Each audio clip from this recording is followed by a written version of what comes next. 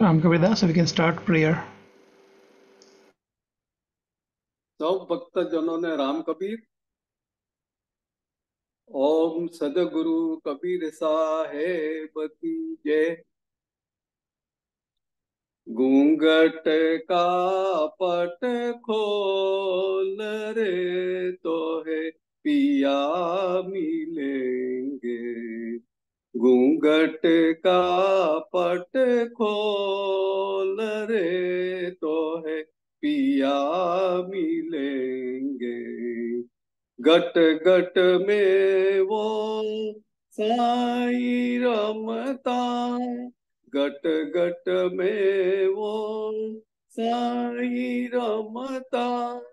कटुक वचन मत बोल रे तो है पिया मिलेंगे।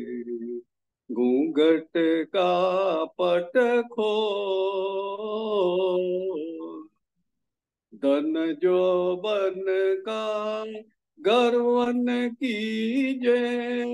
धन जो बन का गर्वन कीजे, झूठा पचरंग चोर। सुन्न महल में दीना बरीले, सुन्न महल में दीन बरी दे। आसन से मत डोल रे तो है पिया मिलेंगे। घूंघट का पट खोल, जाग जुगत से रंग महल में। जाग जुगत से रंग महल में, पिया पायो अनमोल। कहत कबीरा नंद भयो है, कहत कबीरा नंद भयो है। बाजत अनहद ढोल रे तो है पिया मिलेंगे। घूंघट का पट खोल रे तो है पिया मिलेंगे। घूंघट का पट खोल। सत्य नाम कबीर, सत्य नाम कबीर, गुरुदेव कबीर, गुरुदेव कबीर। आवो आवो रे कबीर, आवो आवो रे कबीर। भीड़ भांगो रे कबीर, भीड़ भांगो रे कबीर। बंदी छोड़ रे कबीर, बंदी छोड़ रे कबीर। दर्शन दे जो रे कबीर, दर्शन दे जो रे कबीर। सत्य नाम कबीर, सत्य नाम कबीर, गुरुदेव कबीर, गुरुदेव कबीर। दुख में सुमिरन सब करे, सुख में करे न कोई। सुख में सुमिरन जो करे, दुख काहे को होय कबीरा, दुख काहे को होय। पोथी पढ़ कर जग मुआ, पंडित बयान को। दाई अक्षर प्रेम का, पढ़े सो पंडित होय कबीरा, पढ़े सो पंडित होय। गुरु गोविंद दोनों खड़े, किसको लागू पाए। गुरु गोविंद दोनों खड़े, किसको लागू पाए। बलिहारी गुरु आपकी, गोविंद दियो बताई कबीरा, गोविंद दियो बताई। राम सिया राम, सिया राम જય જય રામ. રામ સિયા રામ, રામ જય જય રામ. સૌને Ram Kabir. Thank you very much. ઓમ શ્રી કબીરાય નમઃ. સૌ ભક્તજનોને રામ કબીર. અને ખાસ દિનેશભાઈ ને ધન્યવાદ કે આટલું સુંદર ઘૂંઘટ કે પટ ખોલ ભજન આપણે સંભળાવી અને ધૂનથી પણ આ ભક્તિમય અને મંગળમય વાતાવરણ બનાવી દીધું કબીર વિઝડમની શરૂઆતથી. તો Dinubhai, thank you very much. અને સૌ ભક્તજનોને ફરી એકવાર સપ્રેમ રામ કબીર અને શ્રી રામકબીર ભક્ત સમાજ ઓફ USA વતી હું આપ સૌનું કબીર વિઝડમ રવિવારની સવારનો જે આધ્યાત્મિક વિષામો છે આપણા સૌનો, તેનામાં સ્વાગત કરું છું. અને આજે ખાસ તો સ્પેશિયલ અમેરિકામાં ઉજવાય છે, વિશ્વમાં પણ ઉજવાય છે, એ સૌ માતાઓને હાર્દિક શુભેચ્છા, હેપી મધર્સ ડે, જેના થકી આપણે સૌએ આ જન્મ લીધો અને આ વિશ્વને જોવા મળ્યું અને અનુભવવા મળ્યું, તો એનું ઋણ તો આપણે કેવી રીતે ચૂકવીએ. તો સૌ માતાઓને માતૃ દિવસ માટેની હાર્દિક શુભકામના અને ધન્યવાદ. કારણ કે માતાનું ઋણ આપણે ચૂકવી શકીએ જ નહીં તો આપણે માતાને હોય તો આપણે નહીં આવીએ, અને આપણે નહીં હોય તો પછી સવાલ ઉઠતો જ નથી કોઈ આ પૃથ્વી પરની જે આ લીલા છે સંસાર પ્રભુનું, તેને જોવાનો આપણને ચાન્સ નહીં મળે. અને ખાસ તો પછી માતાઓ જે બલિદાન આપે છે બાળકને મોટો કરવામાં, એ તો એનું તો કોઈ મૂલ્ય જ નથી. અને આપણે જ્યારે માતા માતા બને કે દીકરી માતા બને ત્યારે જ એને ખબર પડે કે માતૃત્વ શું છે. અને ઘણીવાર પિતાઓને નથી ખબર પડતી કે માતૃત્વ શું છે, કારણ કે આપણે એટલું બધું એ નથી એ કરી શકતા, બલિદાન આપી શકતા. તો સૌ માતાઓને અભિનંદન અને શુભેચ્છાઓ.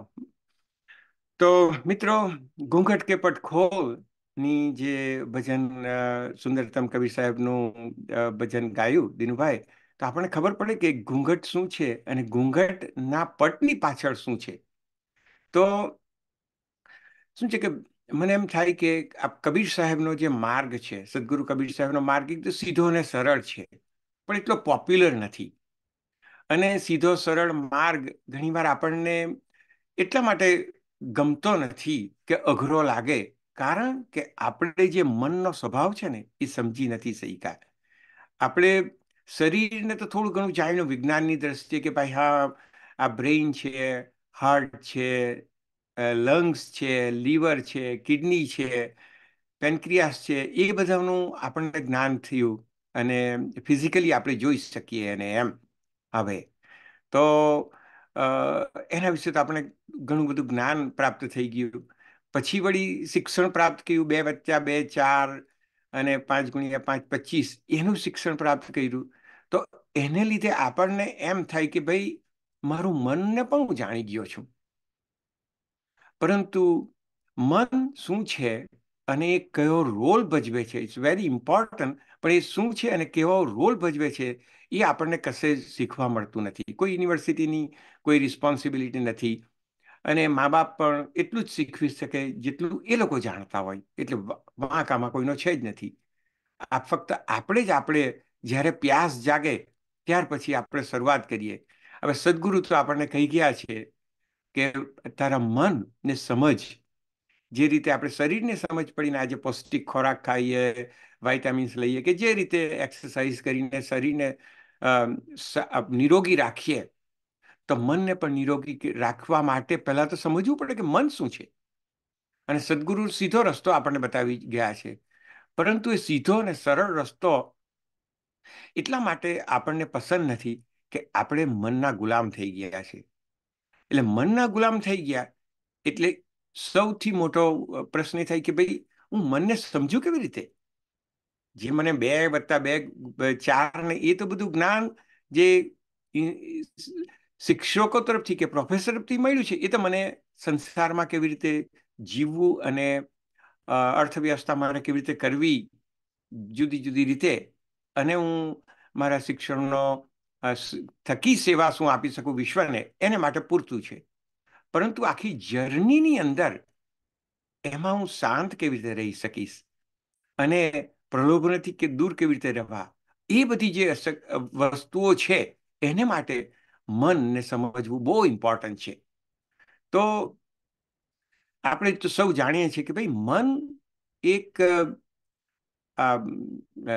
બુદ્ધ પોતે કહેતા કે એક વાંદરા જેવું છે કે એક ડાળી પરથી બીજી ડાળી પર કુદાકૂદ કર્યા કરે હંમેશા. અને સૌનો મારો પણ અનુભવ છે અને આપણા સૌનો અનુભવ છે કે વિચારોની હારમાળા આવ્યા કરે. તો મંકી માઇન્ડ એટલા માટે કહેવામાં આવ્યું છે કે મંકી માઇન્ડ છે. તો એક સ્વભાવ તો ભાઈ આ મંકીની જેમ કૂદમકૂદ કર્યા કરે. બીજું કે ભાઈ આપણને ભૂતકાળ અને ભવિષ્યમાં રાખે નોર્મલી માઇન્ડ. આ પ્રેઝન્ટ મોમેન્ટમાં રાખે નહીં, કારણ કે પ્રેઝન્ટ મોમેન્ટ ઘણી વાર એમ લાગે માઇન્ડને બોરિંગ લાગે. એટલે માઇન્ડને શું જોવે, થોડું જ્યુસ જોવે, થોડો ડ્રામા જોવે. એ આપણે સમજી જવાનું. તો એ શું થાય કે ભૂતકાળમાં રાખે કે ભવિષ્યમાં. ભૂતકાળમાં જે સારા સ્મરણો હોય ને ખરાબ સ્મરણો પર હોય, કોઈ આપણે કહી ગયેલું હોય તેના પ્રત્યેનું, કે પછી ભવિષ્યમાં કંઈ આપણને ચિંતા થાય કે કંઈ સારી વસ્તુ મળશે તેના વિશે, અને એક વિચારોની હારમાળા શરૂ થઈ જાય. એટલે તે એક તો આપણે જાણી જવાનું સૌ કે ભાઈ આ મન. એટલા માટે હું મન પર થોડીક વાત કરું છું કે સદગુરુ કબીર સાહેબ અનમનની દશાની વાત કરે છે કે ત્યાં જે રીતે દિનુભાઈ ઘૂંઘટ કે પટ ખોલતો હે પિયા મિલેંગે, તો જે ઘૂંઘટના પટ ખોલવાના છે તો તેને માટે આ જ રીતે અનમની દશા કબીર સાહેબ કહે છે કે આ એવી એક દશા છે જ્યાં તારું મન નથી રહેવું, જરૂર જ નથી, તો તને હરિ જૈસા હે હરિ તૈસા એવા દેખાશે. જ્યાં સંસાર પણ છે જેવો છે એવો તને દેખાશે, પણ એ મન થકી નહીં. મન એક ફિલ્ટર છે, એક પડદો છે. જે રીતે ઘૂંઘટ કે પટખોલ જે કીધું, એ જે પડદો છે, પડદો જ્યાં સુધી હોય ત્યાં સુધી હરિ જૈસા હે હરિ તૈસા એ દેખાશે નહીં આપણને. એટલા માટે મનને ફક્ત યુઝ કરવાનું સંસારિક કામો માટે, બસ એટલું જ. પરંતુ પરમ તત્વને જાણવા માટે મન કામ નહીં લાગશે, એને આપણે ડ્રોપ કરવું પડશે. એટલા માટે કબીર સાહેબનો માર્ગ અઘરો લાગે આપણને, મનને અઘરો લાગે. અગેઇન આઈ એમ સેઇંગ કે મનને અઘરો લાગે. મનને અઘરો લાગે એટલે આપણે વિધિ વિધાનને બીજા કર્મકાંડ તરફ આપણે વળી જઈએ, કારણ કે તેમાં કશું ને કશું કરવાનું છે અને મન આપણને બિઝી રાખે. સો આ એક બહુ ફંડામેન્ટલ સદગુરુ સાહેબનો મેસેજ છે અને આપણને શિક્ષા આપે છે. અને આ ફંડામેન્ટલ જો નહીં શીખીએ તો શું થાય કે મનની રમતમાં આપણે ફસાઈ જવાના. એમાં તો કોઈ સવાલ જ નથી. એટલે બીજો સ્વભાવ શું, તો કે ભાઈ આપણને અભાવમાં રાખે. એક તો ભૂતકાળના ભવિષ્યની તો વાત કરી દીધી, વિચારોની હારમાળાની વાત કરી દીધી. હવે અભાવમાં રાખે કે મારી પાસે છે એટલું ઇનફ નથી. અને એ અભાવમાં રાખતા રાખતા આપણને જોઈએ કે દરેક વસ્તુમાં અભાવ. એવું નથી કે ફાઇનાન્શિયલી જ વાત કરું છું, શરીર રૂપાળું નથી કે આ નથી કે ભાઈ ફલાણું મારી પાસે નથી કે ઢીકણું નથી, એટલે આ એક અભાવમાં રાખે. તમે જો કંઈ ધ્યેય રાખીને મેળવો, પણ મેળવ્યા પછી પણ ત્યારે આપણને એમ લાગે કે આ મને મળી ગયું એટલે મારું મન સંતોષાઈ જશે. ના, એ મળ્યા પછી મન પાછું બીજું કંઈ નવું લાવીને ઊભું રાખે. અને એ દરેકનો અનુભવ છે, આપણે જોયું છે. આપણે પ્રગતિ જોવો આપણી પોતાની, એમ હું એમ નથી કહેતો કે પ્રગતિ નથી કરવાની. મનના સ્વભાવને સમજવાની જરૂર છે. ફોકસ આપણો મનને, સ્વભાવને, પછી એના અનુરૂપ આપણે કામ કરવાનું. તો એ અભાવમાં રાખવાનું આપણે જોવાનું કે ભાઈ તું શાના માટે મને અભાવમાં રાખે છે મન, એમ. એટલે પેલું વચમાં પણ કોઈ કહે ને, મન તો કિસ બીધે મધુસૂદનભાઈ ગાયું તો કિસ બીધે રીતે સમજાવું, એમ. તો તે સાહેબ આપણને જુદી રીતે, સદગુરુ કબીર સાહેબ તો જુદી રીતે આપણને ટકોર કરે છે. પછી આપણને ખબર, આપણે ઘણીવાર બોલ્યા કરીએ કે આ પતે ને એટલે શાંતિ, આ પતે ને એટલે શાંતિ. તો આપણને એમ થાય કે એ જે સેન્ટન્સ આપણે સહજતામાં બોલીએ છીએ, હું પણ બોલું છું, એવું નથી. આપણે દરેક સાથે જીવનના વિદ્યાર્થીઓ છે આપણે. તો આપણે એમ કે આ પતે ને એટલે શાંતિ, આ પતે એટલે શાંતિ. તો આપણે એ જ જોવાનું છે કે ભાઈ આ પતે એટલે શાંતિ, તો પછી એ શાંતિ તો આવતી જ નથી એમ. તો આ પતે ત્યારે શાંતિ, તો એ મનનો સ્વભાવ, મન આપણને હંમેશા એ જ રીતે રાખે કે ફ્યુચરમાં જ તું હેપી રહેશે અને ફ્યુચરમાં જ તું શાંત થશે, અને ફ્યુચર આવતું નથી. જે રીતે આપણે કોઈ માણસને કહે ને કે ભાઈ, આપણે દેશમાં કહે ને કે કોઈ પાસે આપણે પૈસા માગવા હોય તો કે કાલે આવજે, તો પછી કાલ તો આવે જ નહીં એ માણસની, કારણ કે કાલે જાય તો કે કાલે આવજે, મેં તો કાલે આવવાનું કહ્યું ને તને એમ, તો કાલે આવે જ નહીં. તેમ આપણી હેપીનેસ અને શાંતિ જો મનને નહીં સમજીએ ને તો એ આવશે જ નહીં, કારણ કે એ ભવિષ્યમાં જ રાખે આપણને એમ. તો આ જે કબીર સાહેબનો માર્ગ એટલો પોપ્યુલર નહીં થયો, આ એક બહુ મહત્વની વસ્તુ છે. અને જેટલું આપણે સમજી જશું ને કે ભાઈ આ મારે બીજું જ્ઞાન તો મેળવવાનું છે સંસારમાં, મારે અર્થવ્યવસ્થા ચલાવવા માટે, જવાબદારીઓ નિભાવવા માટે, સંબંધો નિભાવવા માટે, અને મારી સેવા આપવા માટે મનુષ્ય, કે ભાઈ આઈ એમ હિયર ટુ સર્વ અધર હ્યુમન. જે રીતે આઈન્સ્ટાઈનને પૂછવામાં આવ્યું કે મનુષ્યના નો પર્પઝ શું છે, તો કે ભાઈ સર્વ અધર હ્યુમન એમ. તો આપણે સેવા તો આપવાની જ છે, કે જે કોઈ પણ રીતે ગણીએ તે રીતે. તો એમાં આપણને મન જરૂરી જ છે, પરંતુ પરમ તત્વ ને અને આ મુસાફરી મનુષ્ય જીવનની, એને એકદમ પ્રેમાળ બનાવવા માટે, શાંત અને જોયફુલ બનાવવા માટે મન શું છે એ એટલું જ ઇમ્પોર્ટન્ટ છે. અને ધીરે ધીરે ધીરે સદગુરુ સાહેબનો આપણો માર્ગ સરળ અને સીધો સમજવા માંડશું તો પ્રાથમિક જે મનને એકદમ સ્થિર કરવાનું છે એ સ્થિર કરતા આપણે શીખી જઈશું. હા, થોડીક ટેકનિક વાપરવી પડે જુદી જુદી રીતે, પણ ધ્યેય એ છે કે મનને હું સ્થિર કેવી રીતે કરું, અને સ્થિર કરતા કરતા કરતા શું થશે કે આપણને એ જે પરમ તત્વ છે એ તરફના પડદા ખુલવા માંડશે. પણ આપણે એ જ જાણવાનું છે, જો મન વિધિ વિધાન શોધશે તો જાણવાનું કે એ કોણ છે, કયું તત્વ મારી અંદર છે કે મને કહે છે કે તું આ બધું કર, આ બધું કર તો તને પ્રભુ મળશે. તો એ જે તત્વ જે આપણને કહે છે કે આ કર, પેલું કર, ઢીકણું કર, ફલાણું કર, આ કર ને કરવામાં બિઝી રાખે છે, તેને ખાસ સમજવાની જરૂર છે. એટલા માટે આજે સદગુરુ સાહેબનો જે સીધો માર્ગ છે તો પોપ્યુલર થયો, તો આપણે સૌએ એક જે પ્યાસ છે, જેમ જે ભાઈઓ બહેનોને પ્યાસ છે, તેમણે જોવાનું કે ભાઈ હા, શરીર વિશે તો મને ઘણું જ્ઞાન થઈ ગયું છે, અને ડૉક્ટર પાસે હું ગઈને જ્ઞાન લઈ આવું છું કેવી રીતે આપણો મિકેનિઝમ શરીરનો થાય છે. જે રીતે દીપકભાઈ ઘણીવાર ડાયાબિટીક્સની વાત કરે છે કે બીજા ભાઈઓ પણ, તો એ જે આપણને સમજ પડવા માંડી, પણ એ શરીરના લેવલની જ છે. તો મનના લેવલની સમજ પણ આપણે એટલી જ કેળવવાની છે, કારણ કે એને માટે સદગુરુ જોઈએ, અને સદગુરુ આપણે સમજ આપે છે. જેટલું આપણે મનનો સ્વભાવ સમજી જશું ને તેટલું જ આપણો મન પર માસ્ટરી આવી જશે. અને મન પર માસ્ટરી આવી જાય પછી શું થાય કે આપણે જીવનમાં એક શાંતિ પણ આવે, અને જે અટપટું આપણને ધમાલ કરાવે, દોડામ દોડ કરાવે, સ્ટ્રેસ લાવે, ચિંતા લાવે, એ બધી વસ્તુ ધીરે ધીરે શાંત થઈ જશે, કારણ કે મનને આપણે સાક્ષી ભાવે જોવા માંડશું. અને જેવા સાક્ષી ભાવે જોવા માંડશું ને મન શાંત થઈ જશે, કારણ કે મન એક વિદ્યાર્થીઓની જેમ ક્લાસરૂમમાં કેમ બધા ખળભળાટ કરે વિદ્યાર્થીઓ, પણ પ્રિન્સિપલ કે શિક્ષક આવે એટલે બધા શાંત થઈ જાય. તો તે જ રીતે મન ખળભળાટ કરતું હોય અને જે સાક્ષી રૂપે આપણી જે હોશ છે, આપણો જે અવેરનેસ છે, કોઈ પણ શબ્દ આપણે વાપરીએ એમ, તે આવીને ઊભા રહી એટલે મન શાંત થઈ જશે. અને મન શાંત થઈ જાય ત્યાર પછીનું જે જીવન છે ને એ જીવન આપણે હ્યુમન 2.0 આપણે કહીએ તો ચાલે, કે સદગુરુના માર્ગ તરફ આપણે આગળ વધવા માંડીએ. તો આજે અમે એ વિડીયો મેસેજ સ્વામી રણજીત સાહેબ, જે ઘણીવાર આપણે એના વિડીયો પણ ચૂક્યા છે ને લાઈવ પણ આવ્યા છે ભારતથી એ લાવવાનું એમને થોડું અઘરું પડે છે, કારણ કે ત્યાં મિડનાઇટ થઈ જાય છે. પણ એમના સંદેશો આજે એક કબીર સાહેબનો માર્ગ કેમ ડિફિકલ્ટ છે અને કેમ એ પોપ્યુલર નથી થયો, એના વિશેનો અમે વિડીયો ચૂઝ કર્યો છે. તો હું હેમંતભાઈને રિક્વેસ્ટ કરીશ કે હેમંતભાઈ, આ રણજીત સાહેબનો વિડીયો આપણે સૌ જોઈએ સાથે, અને ત્યારબાદ હેમંતભાઈ પણ પોતે એના પર થોડી કોમેન્ટ કરશે અને સમય પ્રમાણે આગળ વધશું. તો સૌને રામ કબીર, અને સૌ આપણે માણીએ સદગુરુ સાહેબનો જે મેસેજ છે સ્વામી દ્વારા, એ આપણે સાંભળીએ. રામ કબીર.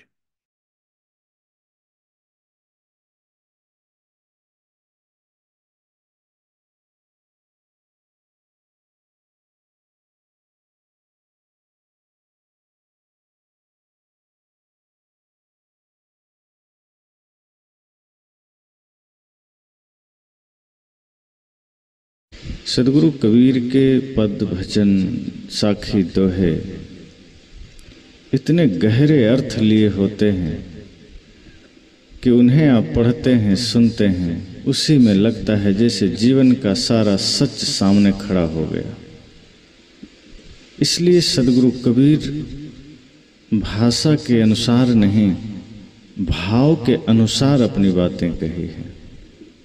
उन्होंने वो बातें कही है जो व्यक्ति के हृदय में डायरेक्ट उतर सके।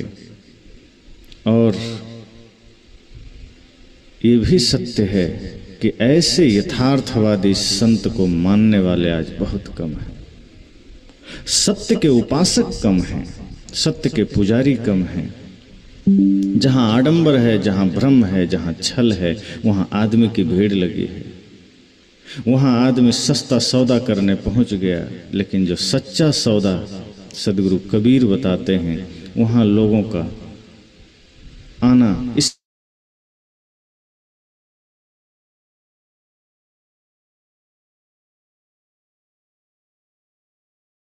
से कोई काम हो जाएगा ऐसा साहब कहते ही नहीं। जहां ये कह दिया जाए कि सिर्फ नाम लेने से पाप कट जाएंगे, वहां लोग जाएंगे ना।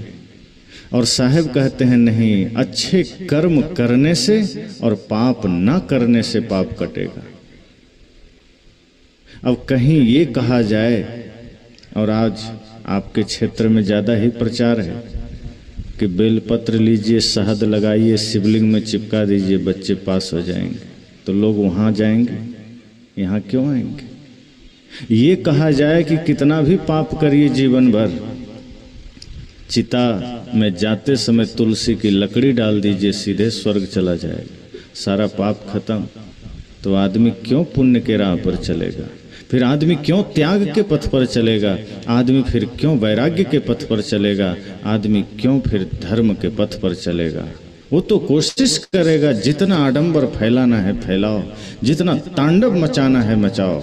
ज्ञान के पथ पर चलने की जरूरत नहीं है। लास्ट में तुलसी है ना, तुलसी और गंगा किस काम में। गंगा में अस्थि डाल दो मोक्ष मिल जाएगा, तुलसी अर्थी में डाल दो मोक्ष मिल जाएगा, यही बताया गया। तो जहां नकली सौदा मिल रहा है, आदमी वहां जाके खड़ा हो जाता है, वहां खड़े होने की भी जगह नहीं मिलती। लेकिन सत्य जहां कहा जाए, वहां व्यक्ति खड़े होने को तैयार भी नहीं।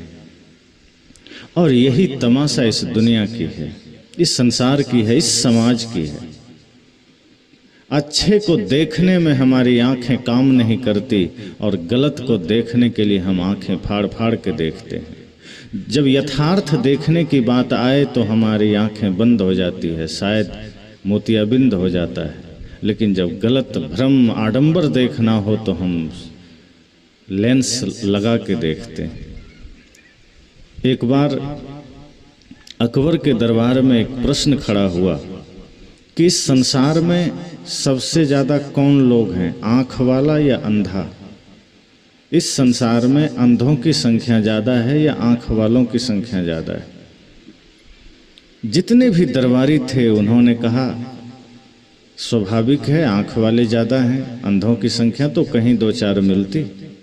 कोई कोई व्यक्ति है जो नेत्रहीन है, दृष्टिहीन है, ज्यादातर तो आंख वाले ही हैं। और यहाँ भी दरबार में सब आंख वाले हैं।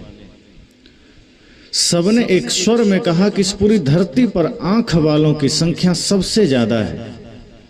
लेकिन अकबर भी ऐसा था जिसे जब तक बिरबल उत्तर ना दे दे उसे संतुष्टि नहीं मिलती थी। कोई कितना भी उत्तर दे दे, लेकिन बिरबल के मुख से वो जब तक कोई उत्तर सुन न ले उसे चैन नहीं मिलता था। सबके उत्तर सुनने के पश्चात अकबर की दृष्टि बीरबल की ओर गई। कहा, बीरबल तुम कुछ नहीं कह रहे हो? बीरबल ने कहा, मेरा मत इन लोगों से भिन्न है, मेरी राय इनसे अलग है। कहा, क्या? कहा, मेरे ख्याल से इस धरती पर अंधों की संख्या सबसे ज्यादा है। दरबारी हंस पड़े। कहा, कैसा पागल आदमी, जहां भी जाओ, जिस मोहल्ले में जाओ, जिस नगर में जाओ, कहीं 2-4 अंधे मिलते हैं। आंख वाले तो चारों तरफ भरे पड़े हैं। ये लगता है बीरबल ही अंधा हो गया है, इसलिए इसको सब तरफ अंधे दिखाई देते हैं। अकबर ने कहा, बीरबल सोच समझ कर बोल रहे हो या बिना सिर पैर की बात कर रहे हो? तुम्हें पता भी है तुम क्या कह रहे हो? कहा, मुझे पता है और मैं कोई बातें बिना समझे नहीं करता। कहा, तो इसका प्रमाण देना होगा। दरबारियों ने कहा, ये क्या प्रमाण देगा? ये तो पहले से ही पागल है, और पागल आदमी तो पागल जैसी बातें करेगा। आप इनकी बात पर ध्यान मत दीजिए, सब आंख वाले हैं, अंधे बहुत कम है। अकबर ने कहा, नहीं, अब ये कहा है तो इसे प्रमाण तो देना पड़ेगा। बीरबल ने कहा, प्रमाण मिल जाएगा, इसके लिए मुझे कल तक का मौका दीजिए। आज हम जाते हैं, कल आपको प्रमाण मिल जाएगा। वो घर गया, 2 रजिस्टर खरीदा और रजिस्टर लिया, एक फटा हुआ जूता लिया और राजधानी के चौराहे पर बैठ करके रजिस्टर रख लिया। एक आदमी को बैठा दिया। कहा, जिसका जिसका नाम बोलूँगा लिखने को लिखते जाना। 2 लिस्ट बना लिया, एक रजिस्टर में आँख वालों का नाम और एक में बिना आँख वालों का, अंधों का नाम। इस तरह बना के बैठ गया। एक आदमी बैठा है जो लिखने को तैयार है और बीरबल वहाँ वो फटा सा जूता दोनों हाथ में लेके घुमाने लगा। जैसे ही 1-2 दरबारी उधर से गुजरे, दूर से देखता है कि ये तो चौराहे पर बीरबल बैठा है, ये जूता क्यों घुमा रहा है? लगता है बीरबल सच में पागल हो गया है, कल दरबार में इसीलिए बहकी बहकी बातें कर रहा था, लगता है विक्षिप्त हो गया है। निकट में गए, उत्सुकता बढ़ी दरबारियों की। 2-3 लोग थे, गए, बीरबल जूता घुमा रहा है। दरबारियों ने कहा, बीरबल ये तुम क्या कर रहे हो? जैसे ही पूछा, बीरबल ने इशारा किया कि इन लोगों का नाम लिख लो अंधों की लिस्ट में। लिख लिया। वो जवाब नहीं दिया, हार के वो चले गए। वो दूसरे को बताया, 2-4 दरबारी और आ गए, उसने भी कहा, लगता है बीरबल पागल हो गया है, बीरबल विक्षिप्त हो गया है, ये क्या कर रहा है? इसलिए कल दरबार में बहकी बहकी बातें कर रहा था, पागलों जैसी। उन लोगों ने भी पूछा कि बीरबल ये तुम क्या कर रहे हो? उसने इशारा किया, इनका भी नाम अंधों की लिस्ट में लिख लो। ऐसे करते करते बहुत जगह बात फैल गई कि बीरबल पागल हो गया है। सब लोग देखने आए कि बीरबल फटा हुआ जूता चौराहे पर घुमा रहा है, बगल एक आदमी बैठा है। कई लोग आए, बहुत से। जो भी पूछ बैठता कि बीरबल तुम ये क्या कर रहे हो, बीरबल इशारा कर देता कि अंधों की लिस्ट में इसका नाम लिख दो। एक डायरी पूरी भर गई, बस एक लाइन बाकी था, तभी टपक पड़े अकबर। उसको भी खबर मिली। दरबारियों ने कहा कि आपका जो मंत्री है सबसे चहेता, वो पागल हो गया है। कहा, क्या हुआ? कहा, आपने कहा था ना कि अंधों की संख्या ज़्यादा है या आँख वालों की, और कल उसने कहा था कि अंधों की संख्या ज़्यादा है। तो दरअसल वो पागल हो गया है। यहाँ भी वो पागलपन में ही बात कर रहा था, और वो चौराहे पर बैठकर पागलों से भी बदतर वो फटा पुराना जूता हाथ में लेके घुमाया जा रहा है, पागल हो गया। अकबर को भी आश्चर्य हुआ, ये क्या मामला है भाई, चलो देखें। अकबर का भी रथ पहुंचा वहां, उतर के कहता है, बीरबल ये क्या कर रहे हो? जैसे ही कहा इसका भी नाम लिख लो, एक लाइन बाकी था, अब मेरा मिशन पूरा हो गया। पूरी डायरी भर गई। उस जूता फेंका, डायरी समेटा, वहां से निकल लिया बिना कुछ बताए। दोनों रजिस्टर उठाया। दूसरे दिन दरबार में पेश हुआ। अकबर तो गुस्से में था कि मेरा जवाब दिए बिना तुम भाग गए, सच में तुम पागल हुए हो। बीरबल ने कहा कि जो प्रमाण आपने मांगा था वो प्रमाण जुटाना भी तो पड़ता है, ऐसे ही कैसे प्रमाण दे दें? दिन भर मुझे लग गया प्रमाण जुटाने में कि आंख वाले ज़्यादा हैं या अंधों की संख्या ज़्यादा है। कहा, देखिए रजिस्टर ले आया हूँ, एक आंख वालों का लिस्ट है और एक अंधों का लिस्ट है। अकबर ने कहा, लाओ दिखाओ, पहले आंख वाला ही देखा जाए। आंख वाला रजिस्टर खोला तो इक्का दुक्का एक आध दो आदमी का नाम मिला। अकबर ने कहा मतलब ये क्या है, आंख वालों में तो तुमने एक ही दो नाम लिखा है, और जब अंधों की लिस्ट वाला रजिस्टर उलटता है तो एक नंबर से उसके दरबारी ही शुरू हो गए। कहा ये तो हमारे सभी गणमान्य लोगों का नाम तुमने अंधों की लिस्ट में लिख रखा है, हमारे सेनापति का नाम तुमने अंधों की लिस्ट में लिख रखा है, हमारे बाकी सभी अधिकारियों का नाम तुमने अंधों की लिस्ट में लिख रखा है। बिरबल ने कहा अभी धैर्य रखिए, आगे बढ़िए, आप भी इसी लिस्ट में। अकबर हड़बड़ाया, कहा मेरा नाम और इस लिस्ट में? कहा हाँ आगे तो बढ़िए। जब देखता है पूरा पढ़ता है, अंतिम में अकबर का ही नाम बड़े बड़े अक्षरों में लिखा था। अकबर तो गुस्सा गया, कहा तुम पागल हुए हो, हम तुम्हें अंधे मालूम पड़ते हैं, और किस आधार पर तुमने हमें अंधा घोषित किया है? और ये रजिस्टर तुम्हारा आंख वालों में तो कोई है ही नहीं, देखो मेरी आंखें हैं, मैं तुम्हें देखा था, और तुम पागल हुए हो। बिरबल ने कहा बात यहाँ इस आंखों के अंधेपन की नहीं है, इस आंखों से जो कुछ भी प्रतीत हो रहा है कोई जरूरी नहीं कि वो आदमी आंख वाला ही है। इन आंखों से देखने वाला आदमी कोई जरूरी नहीं कि वो अंधा नहीं है। कहा मतलब? कहा मैं एक साधारण सा एग्जाम्पल आपको दिया, एक साधारण सा उदाहरण दिया। मैं चौराहे में बैठा हूँ, फटा हुआ जूता हिला रहा हूँ, क्या आपको मालूम नहीं था मेरे हाथ में जूता है? फिर भी आप पूछ रहे हैं ये क्या कर रहे हैं? जब आपको एक साधारण से जूते में समझ में नहीं आया तो फिर आप सत्य असत्य कहाँ से देखोगे? फिर होते हुए अत्याचार कहाँ से देखोगे? जब एक साधारण सी बात तुम्हें दिखाई नहीं पड़ी और तुम पूछ बैठे, और तुम्हारे दरबारी भी कम नहीं है, वो भी आकर पूछे। बहुत मुश्किल से कोई एक आध लोग है जो बिना पूछे निकल गया, और जो बिना पूछे निकला मैंने उसी का नाम लिखा है आंख वालों की लिस्ट में, क्योंकि वो जान रहा है मैं क्या कर रहा हूँ। पर तुम देख रहे हो, तुम्हारे दरबारी देख रहे हैं कि मैं क्या कर रहा हूँ, और फिर भी तुम मुझे पागल घोषित किए जा रहे हो। ये अंधापन नहीं तो और क्या है? तुम्हारे आंखों के सामने अत्याचार होते हैं, तुम्हारे आंखों के सामने छल हो रहा है, तुम्हारे आंखों के सामने पाप हो रहे हैं, और तुम देख नहीं पाते हो। क्या खाना है, क्या पीना है, तुम देख नहीं पाते हो। अकबर ने कहा मैं समझ गया, मुझे पता था तुम बिना तथ्य के कोई बात नहीं करते, मुझे क्षमा करो। और बिरबल ने एक बहुत बड़ा संदेश पूरी मानवता को दिया। वो ये दिया कि कोई जरूरी नहीं कि ये आंख है तो हम आंख वाले हो गए, और कोई जरूरी नहीं कि कोई आंख नहीं है जिसके पास तो वो अंधा हो गया। हो सकता है जिसकी बाहर की आंख नहीं है वो सच में आंख वाला हो, और जिसकी बाहर की आंख है वो सच में अंधा हो। हमारे जीवन में ही कितनी ऐसी घटना घटती है जहां इन आंखों के होते हुए भी हम इसका कोई लाभ कहां लेते हैं।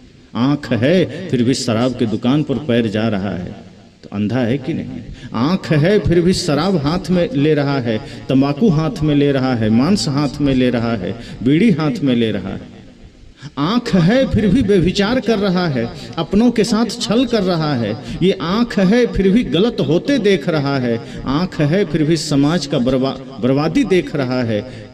संत भी कहते हैं कि जब आपके आंख बाहर की खुली है लेकिन फिर भी आप सत्य का दर्शन नहीं कर रहे हैं, फिर आप नेत्रहीन हैं, आप अंधा हैं। साहब ने तो कहा मैं कहीं समझाऊं या जग अंधा। शराब की थैली हो, चाहे गुटखा बीड़ी की पैकेट हो, चाहे सिगरेट का पैकेट हो, चाहे गुटखा का पैकेट हो, सब पर लिखा होता है स्वास्थ्य के लिए हानिकारक है। आदमी देखता है लेकिन फिर भी उसको खाता पीता है। साहब कहते हैं आंख कहाँ से है? आंख है तो इसका प्रमाण ये हो कि हम सही काम करेंगे, गलत नहीं करेंगे।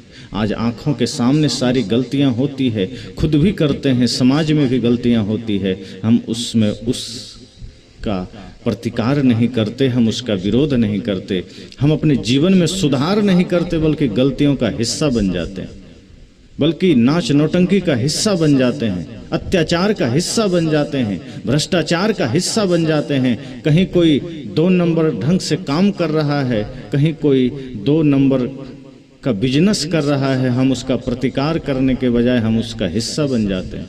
शासन में कहीं भ्रष्टाचार हो रहा है, हम उसका पर्दाफाश करने के जगह हम उसका हिस्सा बन जाते हैं, और हम सोचते हैं कौन लफड़े में पड़े, और यही बात सब कोई सोच लेता है। तो आंखों के सामने होते हुए गलतियों को भी अगर हम नज़रअंदाज कर रहे हैं, अपने जीवन में होते हुए विनाश को भी अगर हम नज़रअंदाज कर रहे हैं, इसका मतलब आंखें होते हुए हम अंधे हैं।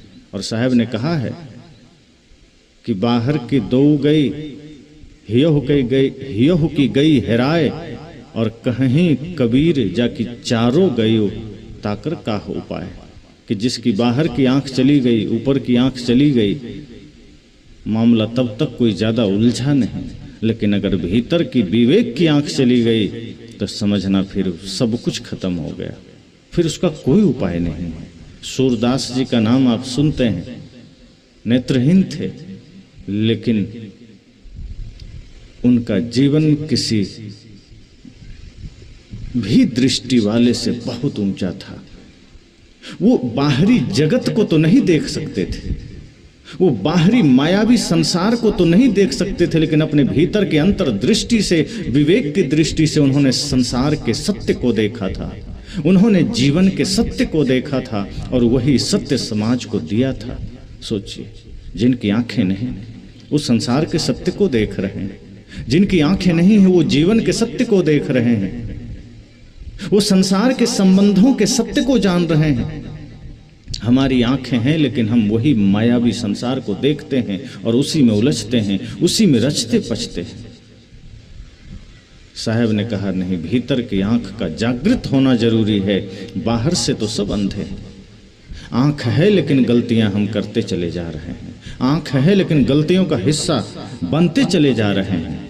और अगर हम ऐसा करते हैं तो हम आंख वाले नहीं, हम अंधे हैं। ये कैमरे की आंख बाहर की तस्वीर ले रहा है, इसमें आदमी जैसा होता है वैसा ये तस्वीर ले लेता है। ये बाहरी तस्वीर ले रहा है, लेकिन हम और आप कैमरे को हटा दें और यहाँ एक्सरे मशीन ले आएं और एक्सरे मशीन के सामने खड़े हो जाएं, तो जैसी तस्वीर हमारी बाहर से है वो बाहर वैसी नहीं दिखेगी।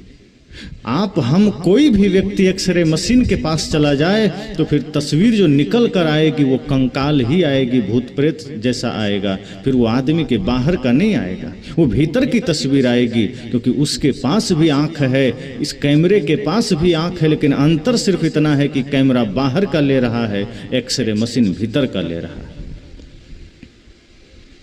हमारी जो बाहर की आंख है वो बाहरी मायावी दुनिया को देख रही है, भीतर विवेक की जो आंख है वो दुनिया के पीछे के सत्य को देख रही है, शरीर के पीछे छिपा हुआ सत्य को देख रही है, माया के उस पार जो सत्य का धरातल है उसे देख रहा है।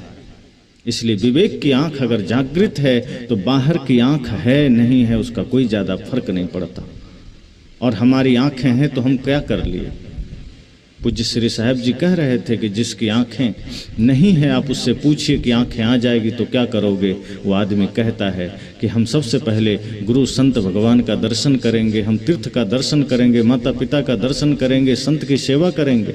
लेकिन जिनकी आंखें हैं वो माया और प्रपंच का दर्शन कर रहे हैं, उनके सामने माता पिता रो रहे हैं, उनको माता पिता के आंसू दिखाई नहीं दे रहे, लाचार जीव दिखाई नहीं दे रहे, हमारे सामने कोई पीड़ा में है, किसी की पीड़ा हमें दिखाई नहीं दे रही,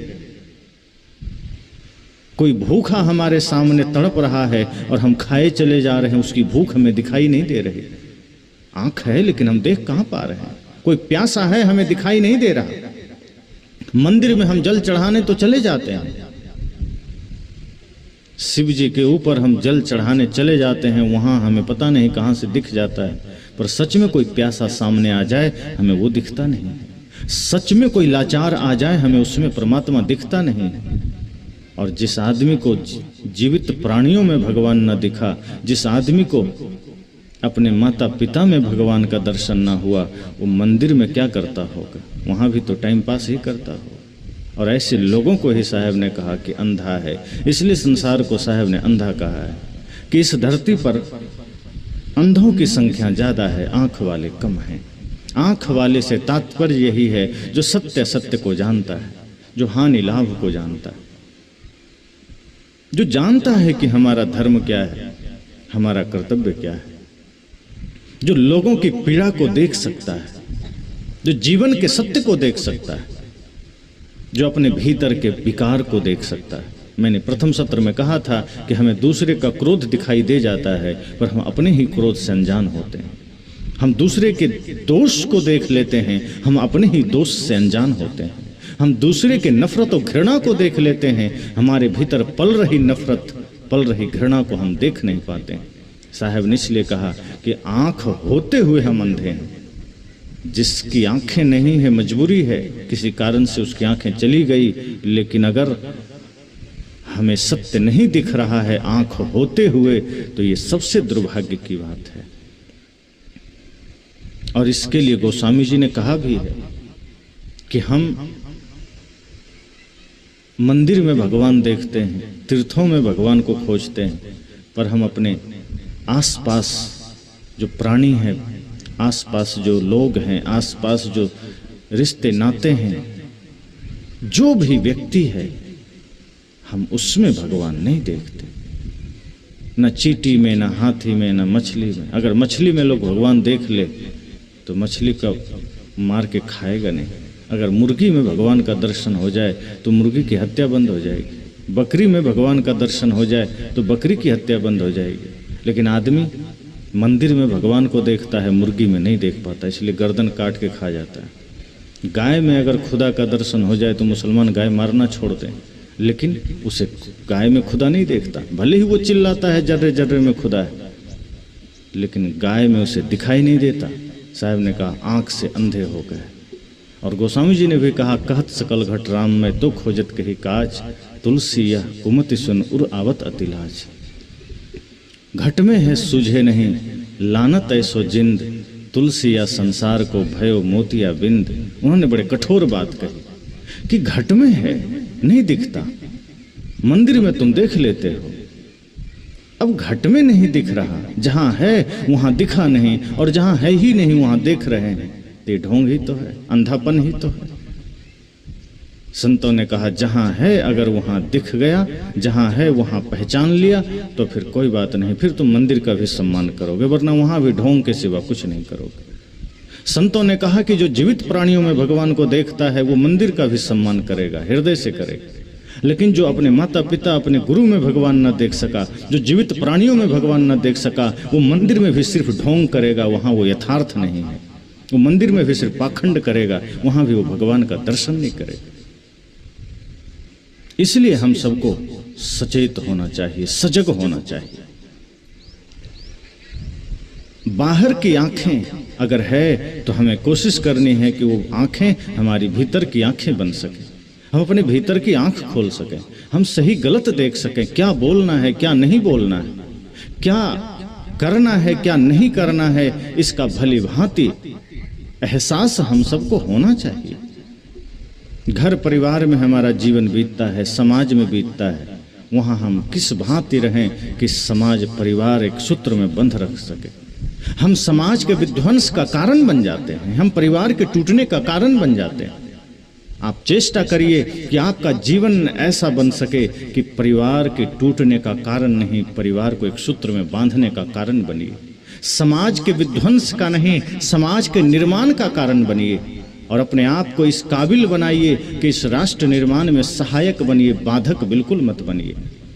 अगर हम सही से अपने भीतर की मानवता को जगा सके, अगर हम अपने विवेक की आंख को जागृत कर सके, अगर हम सब घट मेरो साइयां सुनी सेज न कोई, इस भाव को जागृत कर सके, तो हम निश्चय ही आंख वाले हैं। और इतना भर हो जाए कि सब में परमात्मा दिखने लगे, सबके साथ मधुर व्यवहार हो जाए, तो हम इस राष्ट्र निर्माण ही नहीं, संपूर्ण मानव निर्माण में हम सहायक हैं। कई बार आदमी सोचता है हम अकेला क्या कर सकते हैं, इतने लोग पाप के मार्ग पर जा रहे हैं, पर सच तो यह है कि धर्म का पथ ऐसा है जहां अकेला ही चलना होता है। इस पर प्रतिनिधित्व तो नहीं चलता है। कई लोग कहते हैं अरे सब माता पिता सत्संग में गए हैं, हमारे पास कहाँ टाइम है। वो लोग गए हैं, घर से 2 आदमी चले ही गए हैं, तो हमको जाने क्या जरूरत है। सत्संग अपने लिए होता है, माता पिता गए उनके काम की चीज, आप जाएंगे आपको मिलेगा। आप गए हैं माता पिता को नहीं मिलेगा, माता पिता गए हैं आपको नहीं मिलेगा। भाई गए भाई को लाभ होगा, पत्नी गई पत्नी को लाभ होगा, मित्र गए मित्र को लाभ होगा। अगर आप नहीं आए तो आप चूक गए, यहाँ प्रतिनिधित्व नहीं चलता है। यहाँ स्वयं आना पड़ता है, स्वयं देखना पड़ता है, स्वयं सजग होना पड़ता है, स्वयं जागृत होना पड़ता है कि हमारी यात्रा धर्म पथ पर कैसे होगी। हम पाप के मार्ग पर बेतहाशा दौड़े चले जा रहे हैं, हम अन्याय के मार्ग पर दौड़े चले जा रहे हैं और दिखता भी नहीं है कि हम गलत मार्ग पर जा रहे हैं। ये दिखाई कब देता है? जब शरीर लाचार होने लगता है। जब तक शरीर में दम है, शक्ति है, हम पाप के मार्ग पर दौड़ते हैं, हमें पता नहीं चलता है। हमें लगता है हम तो धर्म के ही पथ पर चल रहे हैं। जो कुछ भी हम अन्याय करते हैं हमें उसका एहसास तक नहीं होता। लेकिन जब मन थकता है, जब शरीर लाचार होता है, जब पैर लड़खड़ाते हैं, जब आंखों की रोशनी कम होती है, जब कान सुनाई कम देते हैं, कानों से सुनना जब कम हो जाता है, शरीर में झुर्रियां पड़ने लगती है, शक्तिहीन हम होने लगते हैं, तब समझ में आता है कि जन्म सब धोखे में खोए दियो, हमारा सारा समय धोखे में गया है, हम वो काम किए ही नहीं। इन आंखों से हम जगत के उन्हीं प्रपंचों का गवाह बने हैं, इन आंखों से हम उन्हीं अत्याचारों का गवाह बने हैं। इन आंखों ने कभी गुरु के ज्ञान का दर्शन न कर सका, ये इन आंखों ने कभी सत्य का दर्शन न किया, ये आंखें कभी दिव्यता का अनुभव न किया, ये आंखें कभी भव्यता का गवाह न बना, साक्षी न बना। हम साक्षी बने हैं पापों का, हम साक्षी बने हैं, कहीं झगड़ा हो रहा है हम खड़े हो जाते हैं, सत्संग हो रहा है हम कहते हैं कल चलेंगे, 2 घंटे बाद चलेंगे, 2 दिन बाद चलेंगे, कहीं लड़ाई हो रही हो तो हम कहते हैं 2 मिनट रुक ही लेते हैं, जरा देखें किसका सिर फूटता है। और कहीं सिर ना फूटा तो बड़ा दुख होता है कि 2 घंटे से देख रहे थे, किसी का सिर भी नहीं फूटा, मजा नहीं आया। 10 मिनट खड़े रहे, किसी का हाथ न टूटा, मजा नहीं आया। हम झगड़े का गवाह बनने को राजी हैं, प्रपंच का गवाह बनने को राजी हैं, किसी के विनाश का गवाह बनने को राजी हैं, किसी की बर्बादी का गवाह बनने को राजी हैं, लेकिन किसी के जीवन को आबाद कर सकें, किसी समाज का उत्थान कर सकें, परिवार, समाज, राष्ट्र के निर्माण का गवाह बनने को राजी नहीं, अपने ही नैतिक विकास का गवाह बनने को राजी नहीं, मन पवित्र बन सके इसका ख्याल नहीं। इसलिए साहब ने कहा ये संसार अंधा है, उस सत्य को नहीं देखता।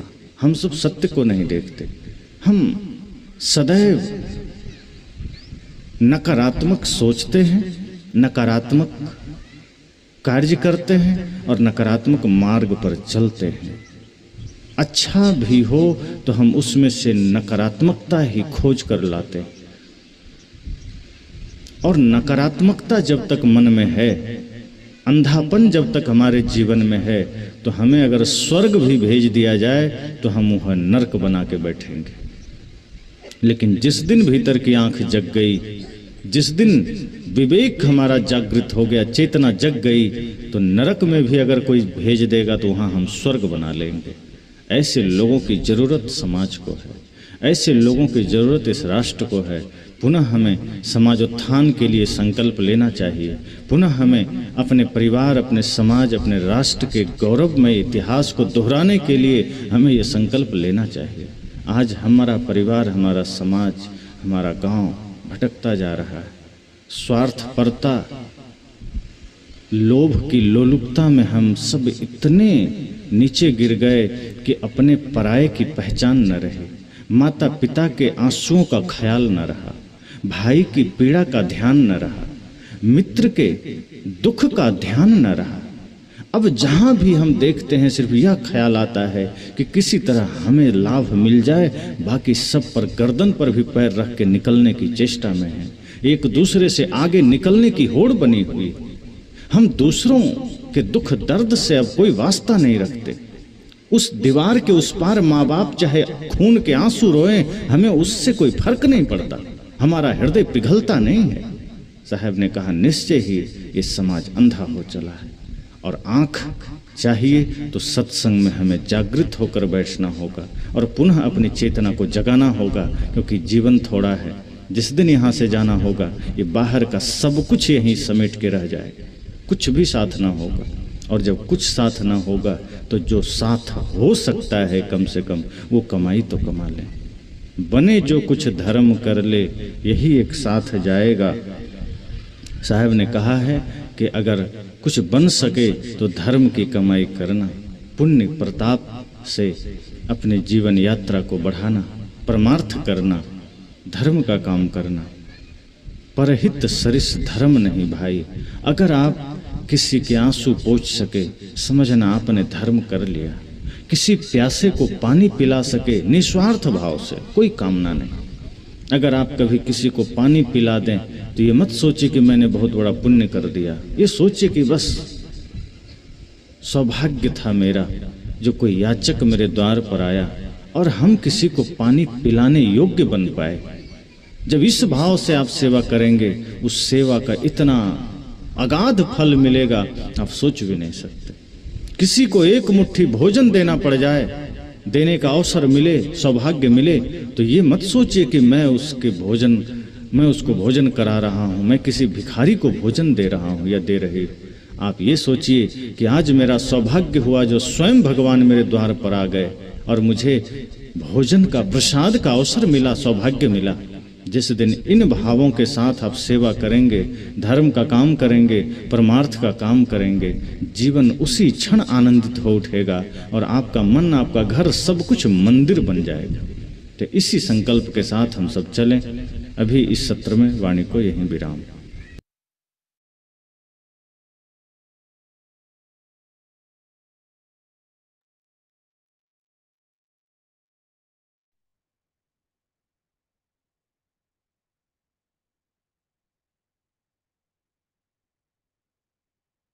રામ કબીર સર્વ ભક્તજનોએ કબીર વિઝડમના સ્ટેજ પર આપણે આજે પ્રથમ તો બહુ સુંદર આજનું સેશન થવા બદલ આભાર પ્રભુનો, કારણ કે એના થકી આપણને ઘણું બધું સાંભળવાનું મળે. હવે આપણે આજનું જોઈએ તો પ્રથમ આપણે જ્યારે દીનુભાઈ બહુ સુંદર અને પ્રસંગોપાત જે પ્રાર્થનાની શરૂઆત કરી, એ પ્રાર્થનાની વાત કરીએ તો ઘૂંઘટ કે પટ ખોલ તો હે પિયા મિલેંગે. અને એ જે ઘૂંઘટની વાત કરાવે છે કબીરજી, આપણને કહે છે એ ઘૂંઘટના પટ ખોલવા માટે આપણે જીવનની જરૂર હોય છે, અને જીવન આપણને આપણી માતાઓએ આપ્યું છે. તો આજે માતાઓને એમના શુભ દિને એમને શુભેચ્છાઓ આપીએ અને એ માતાના ઋણનો આજે સ્વીકાર કરી અને તમામ એકે એક ક્ષણ માતાના એ શુભેચ્છાઓ આપતા આપતા આપણી ઘડી વીતે એવું આપણે સદાને માટે ઈચ્છીએ. સો અગેઇન કબીર વિઝડમ ટીમ તરફથી શ્રી રામકવિ ભક્ત સમાજ ઓફ યુએસએ, શ્રી રામકવિ ભક્ત સમાજ ઓફ સાઉથર્ન કેલિફોર્નિયા તરફથી સર્વ માતાઓને હેપી મધર્સ ડે. હવે આપણે જેમ દીનુભાઈ બહુ સુંદર રીતે આપણને સમજાવ્યું કે ઘૂંઘટના પટ ખોલ, આપણે આપણી જે અંદરની જે વિચારસરણી છે એ કેવી રીતે આપણે ચાલુ કરવાની છે, કેવી રીતે આપણે એના વિચારની શરૂઆત કરવાની છે વિચારો થકી.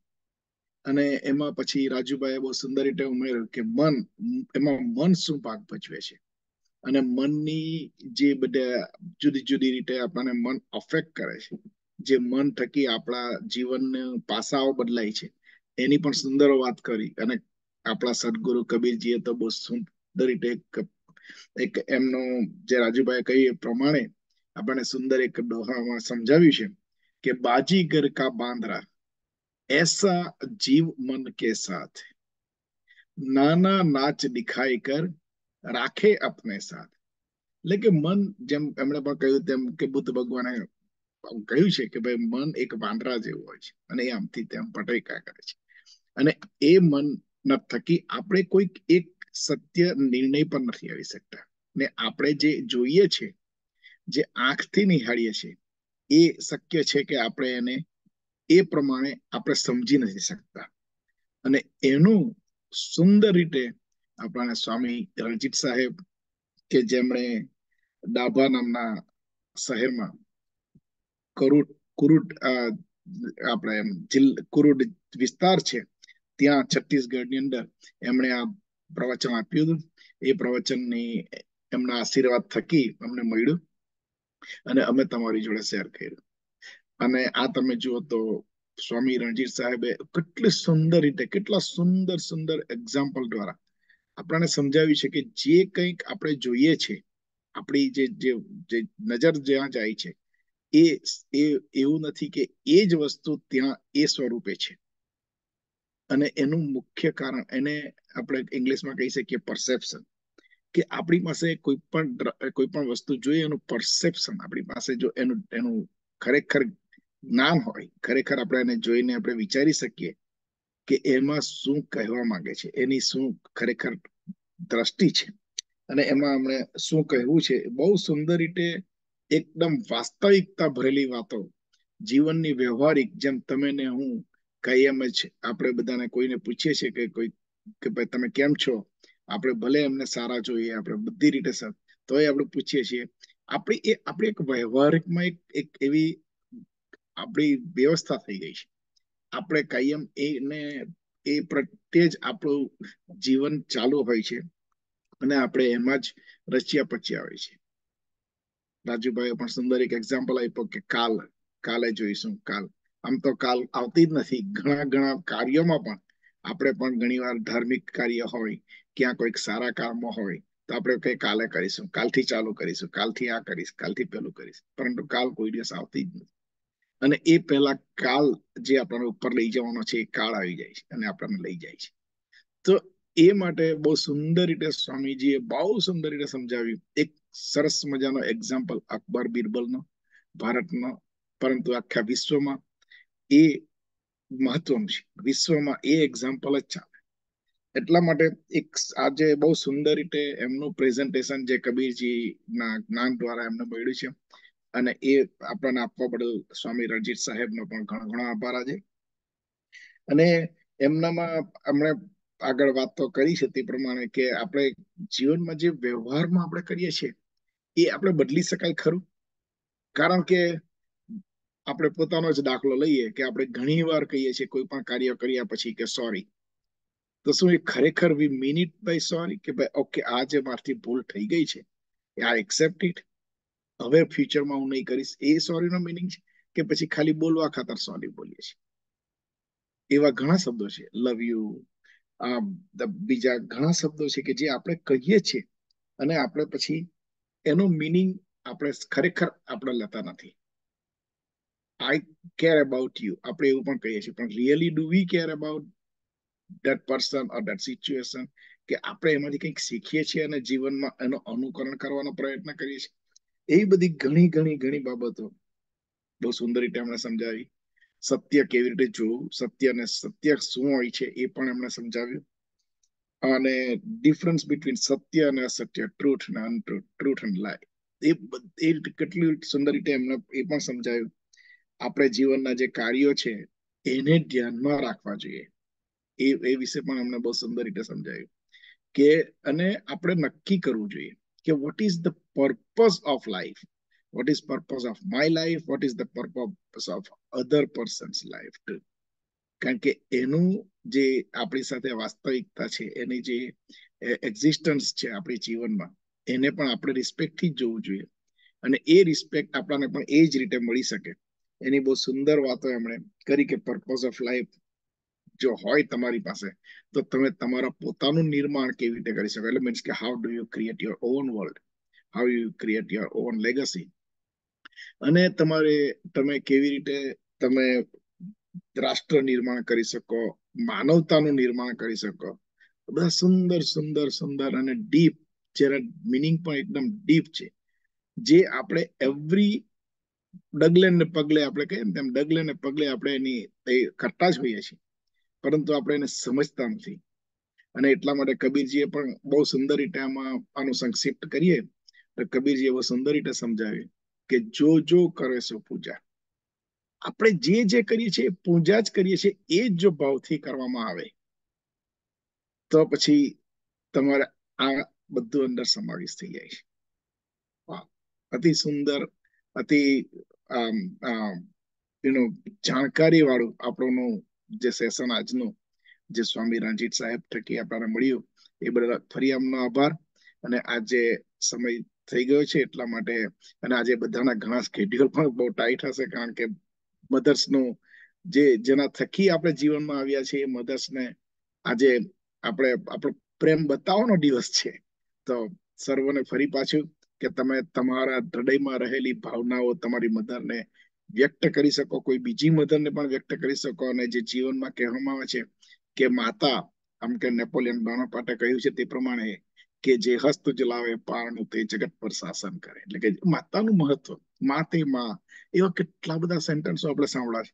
એ બધા જ જે વાતો છે એ બધાને પુરવાર કરવાનો દિવસ. તમને બધાને શુભેચ્છાઓ. તમને બધાને આ દિવસે અતિ આનંદમાં, અતિ જીવન જે પર્પસ થી જીવાય એ બદલ સર્વને શુભેચ્છાઓ, સર્વને વિશેષ કે ભાઈ તમે એક રીતે સારી રીતે કરી શકો એ બદલ. અને આજે અહીં કબીર વિઝડમના આ સેશનનો અંત કરીશું. આવતા વીકે આપણે શ્રી અભયદાસજી આચાર્ય, યુવાચાર્ય અભયદાસજી આપણી સાથે અહીંયા અમેરિકામાં આવે છે. તો એ લાઈવ આવશે આપણી સાથે કેલિફોર્નિયાથી, અને એમની જોડે આપણે ચર્ચા વિચારણાઓ કરીશું. અને એમણે પણ બહુ સરસ સબ્જેક્ટની પસંદગી કરી છે કે લેટ્સ બી સ્પિરિચ્યુઅલ. તો એના વિશે પણ આપણે વાતો કરીશું. તમારા કઈ ક્વેશ્ચન હોય તો be ready with that. Let's be spiritual next week with યુવાચાર્ય અભયદાસજી. તો આજે અહીં પૂર્ણ કરું છું. હરિઓમ. પૂર્ણ એ છે, પૂર્ણ આ છે, પૂર્ણથી તો પૂર્ણ ઉગ્યું છે બધું. પૂર્ણમાંથી પૂર્ણ આપી દ્યો ભલે, શેષ પાછળ પૂર્ણ રહેવાનું સદા. ઓમ શાંતિ. રામ કબીર સાહેબ બંદગી.